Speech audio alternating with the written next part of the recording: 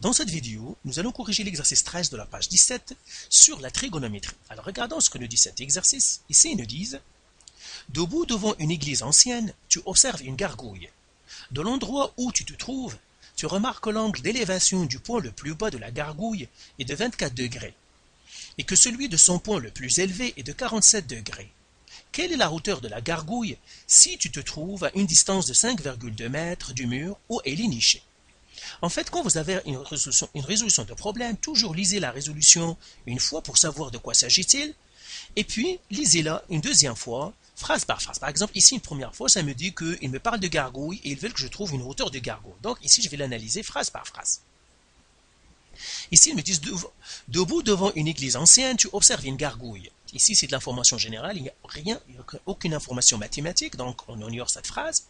De l'endroit où tu te trouves, tu remarques l'angle d'élévation. Angle d'élévation, le mot angle est important. D'élévation, c'est un mot mathématique. Du point le plus bas, donc l'angle d'élévation du point le plus bas de la gargouille est de 24 degrés. Et que celui de son point le plus élevé, c'est-à-dire l'angle d'élévation du point le plus élevé, est de 47 degrés. Quelle est la hauteur? Il veut qu'on trouve la hauteur de la gargouille si tu te trouves à une distance, si je me trouve à une distance de 5,2 du mur de la niche, du mur où elle est nichée. Donc, en fait, maintenant, je vais regarder, parce qu'ils m'ont donné une figure, et je regarde, est-ce que toutes les informations que j'ai sorties sont déjà dans la figure? Si ne vous donne pas de figure, je vous suggère toujours fortement de faire une, parce que c'est très important de faire des figures quand c'est possible. Alors ici, je reviens, ils me disent angle d'élévation du point le plus bas. Alors, angle d'élévation, premièrement, on va faire un petit rappel sur les angles d'élévation et angles de dépression. Donc, on va faire angle d'élévation.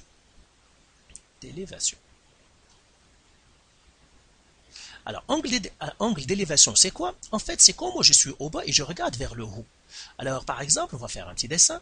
Je suis au bas, ça c'est l'horizontal, c'est le sol par exemple, et quelque chose est en haut, c'est-à-dire est situé à une certaine hauteur.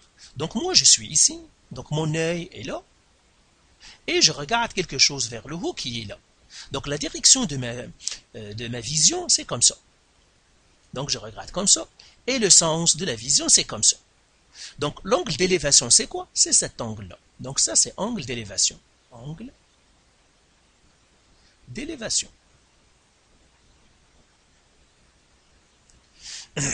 Alors, toujours, l'angle d'élévation, c'est par rapport à l'horizontale. Maintenant, l'angle de dépression. Angle de dépression, c'est un petit peu le contraire. Angle de dépression. Alors, quand vous entendez angle de dépression, ça veut dire quoi? Eh bien, moi, en fait, je suis en haut et je regarde quelque chose qui est en bas. Donc, peut-être, moi, je suis situé au sommet de quelque chose, peut-être une dîne ou quelque chose, comme ça. Et puis, je regarde quelque chose qui est en bas, quelque part, qui est ici. Donc, moi, je suis ici. Donc, mon œil est là. Et je regarde quelque chose ici. Et là, la direction de ma vision, c'est comme ça. Voilà. Donc, je regarde dans cette direction-là. Alors, l'angle de dépression, où est-ce qu'il est? Premièrement, pour trouver l'angle de dépression, il faut tracer l'horizontale par rapport à mon œil, qui part de mon œil. C'est comme ça. Donc, c'est une horizontale. Donc, je vais la faire en pointillé. Comme ça. Ça, c'est mon horizontale. Et là, qu'est-ce que l'angle, en fait, de dépression, c'est celui-là. Ça, c'est l'angle de dépression. Angle de dépression.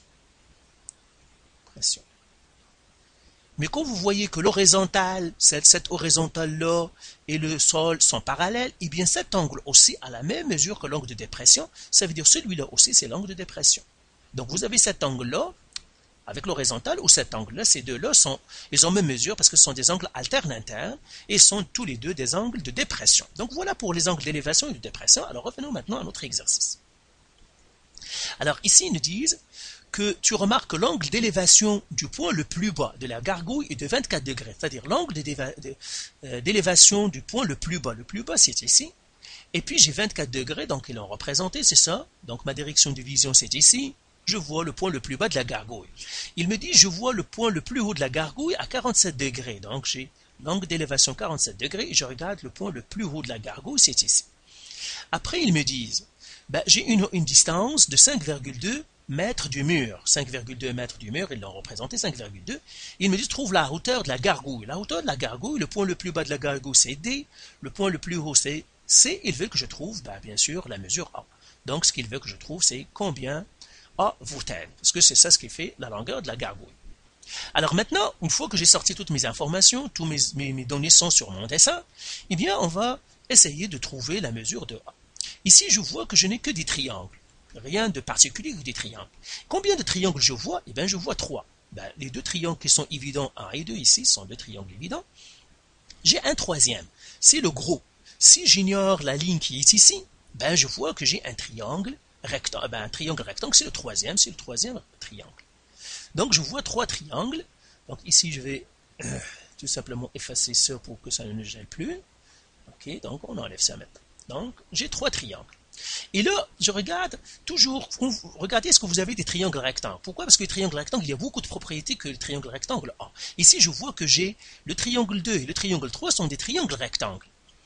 Alors, regardons par exemple le triangle 2 et regardons est-ce qu'il est intéressant. Un triangle rectangle est intéressant quand vous connaissez deux choses dans ce triangle-là. Si vous ne connaissez pas deux choses, c'est que le triangle, vous ne pourrez rien faire avec. Par exemple, si je regarde le triangle 2, je connais une longueur du triangle 5,2 et je connais un angle. Donc ce triangle-là est intéressant parce que connaissant deux choses, je peux tout trouver. Encore plus, le triangle est intéressant parce qu'il va me permettre de trouver B, parce que B est un côté de ce triangle-là. Donc je vais analyser ce triangle-là en premier. Donc je vais le tracer ici en respectant l'orientation mais pas l'échelle. Donc ça va faire, je fais mon triangle ici, ça c'est le triangle 2, comme ça. Et là, je vais écrire les sommets, ça mon sommet B, ça c'est le sommet D, et ça c'est le sommet A. Je sais que ça c'est un angle droit, c'est un triangle rectangle, et ça j'ai 5,2 mètres, et il me donne l'angle ici, 5,2 mètres. Pas 5,2, mais 24 degrés. C'est 24 degrés, ça c'est 24 degrés. Voilà. Alors maintenant, je sais que je peux tout trouver. Ce côté-là, c'est le B. Donc ça m'intéresse bien de trouver le B. Eh bien, puisque j'ai un triangle rectangle et j'ai des angles à l'intérieur, toujours penser à la trigonométrie. Donc, la trigonométrie, qu'est-ce qu'elle me dit? Il me dit que le cosinus d'un angle, c'est adjacent sur hypoténuse.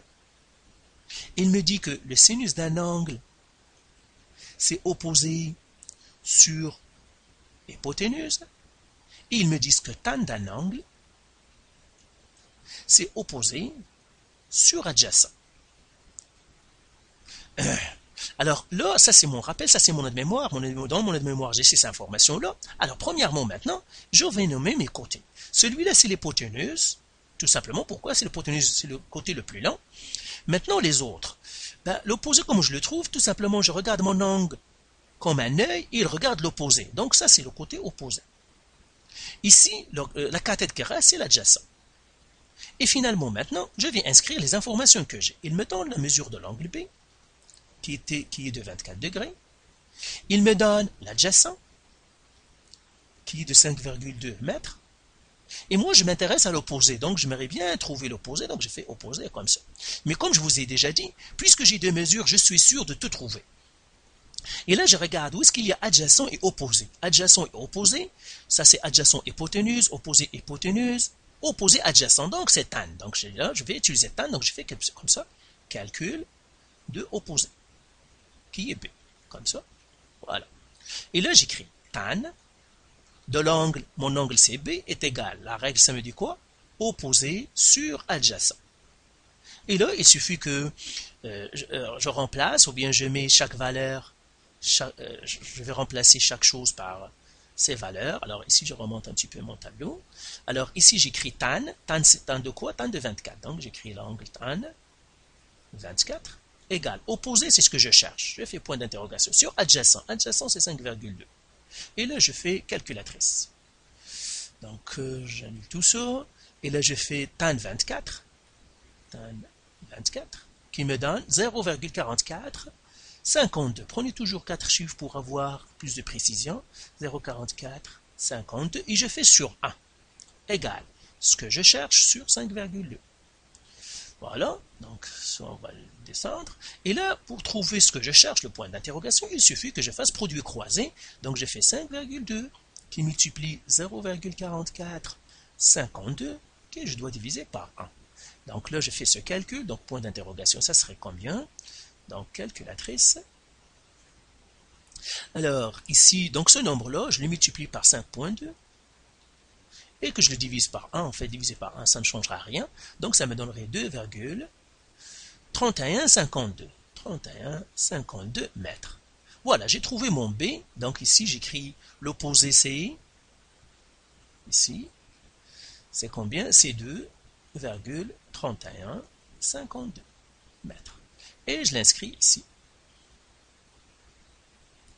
Donc j'écris ici mesure de B, c'est 32,3152 mètres. Et je l'inscris à côté d'elle ici, ça, la mesure B. Donc j'écris égal 2,3152. Maintenant, je peux trouver les autres côtés si je veux. Par exemple, si je veux trouver cette hypoténuse-là, je peux le faire. Mais d'après ce que je vois, je ne vois pas vraiment de lien entre cette hypoténuse, ce côté-là, et ce que je vais chercher, le A. Par contre, le B, oui. Donc, pour l'instant, je ne vais pas le chercher pour ne pas perdre de temps. Mais si jamais, au cours du chemin, je vois que j'en ai besoin, je vais y revenir et puis la trouver. Alors maintenant, je vais m'intéresser au gros triangle rectangle. Et je regarde, est-ce qu'il lui aussi est intéressant? Pour qu'il soit intéressant, on a dit, il faut que je connaisse deux choses. Quand je regarde le triangle rectangle, lui aussi je connais deux choses. Je connais un angle, 47, et je connais un côté. Donc lui, il est intéressant. Donc je vais m'intéresser à lui.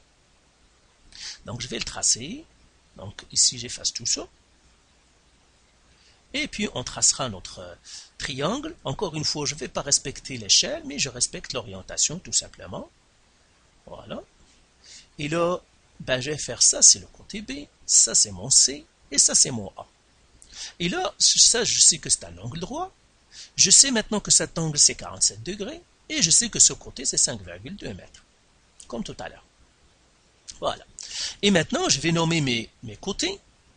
Donc ça c'est comme un œil, donc celui-là c'est l'hypoténuse, c'est le plus long côté, ça c'est l'opposé, et ça c'est l'adjacent. Et là, je vais inscrire les informations que je connais. Je connais l'angle. Donc, mesure de l'angle B, c'est 47 degrés. Je connais l'adjacent. Adjacent, c'est 5,2 mètres. Et je m'intéresse à quoi? À l'opposé. L'opposé, en fait, c'est quoi? C'est le C. Donc, ici, ça, si je le trouve, j'aurai trouvé la mesure C. C'est pour cela que l'opposé m'intéresse, parce que je vois qu'il y a un lien entre ce que je cherche, le A et le C. Donc, c'est pour cela que je m'intéresse à lui. Encore une fois, je dis, quelle est la règle où il y a adjacent et opposé? C'est encore tan. Donc, j'écris calcul de opposé. En fait, qui est C? Égal. Comme ça. Et là, j'écris tan. L'angle encore, c'est l'angle B, égal à opposé sur adjacent. Et là, je vais tout simplement remplacer par les valeurs, donc mettre les bonnes valeurs aux bonnes places. Donc ici, j'aurai tan, B c'est 47, égal, opposé c'est ce que je cherche, sur adjacent c'est 5,2. Et là, tout simplement, calculatrice. Donc on élimine tout ça, et j'écris tan, 47, égal, 1,0724. 1,0724 et je fais sur 1 égale ce que je cherche sur 5,2. Et là, pour trouver ce que je cherche, c'est-à-dire le point d'interrogation, il suffit que je fasse produit croisé égale 5,2 qui multiplie 1,0724 par quoi je dois diviser 1. Et ce qui va me donner maintenant mon résultat, calculatrice. Eh bien, ici, c'est clear, et je fais 5.2 qui devrait multiplier 1.0724. 0,724 qui divise 1, donc 1 en fait ne va rien changer, qui est égal à 5,5768. Donc égal à 5,5765 mètres. Donc tout simplement pour avoir de la précision. Donc ici je pourrais maintenant effacer ça et écrire ça, c'est 5,5765 mètres. Et là, je vais écrire que je viens de trouver C est égal à 5,5765 mètres. Ça, c'est le C qui est égal ici à 5,5765 57,65. Et maintenant, ça c'est des mètres en fait, hein. Et maintenant pour trouver le A, eh bien ça se voit, ben, il suffit de prendre C moins B. Parce que d'ici à ici, ça c'est B, ça c'est A. Donc j'écris trouver A, c'est-à-dire la mesure de la gargouille. Donc ici ça va être A égale 5,5765 moins 2,3152 mètres, qui est égal. Alors calculatrice, donc à ça, je dois retrancher 2,3152, ce qui me fait finalement 3,26. Donc je prends deux chiffres, 3,26 mètres. Donc voilà pour cet exercice. Faites les exercices du site de vos manuels et si vous avez encore de la misère, vous pouvez nous contacter.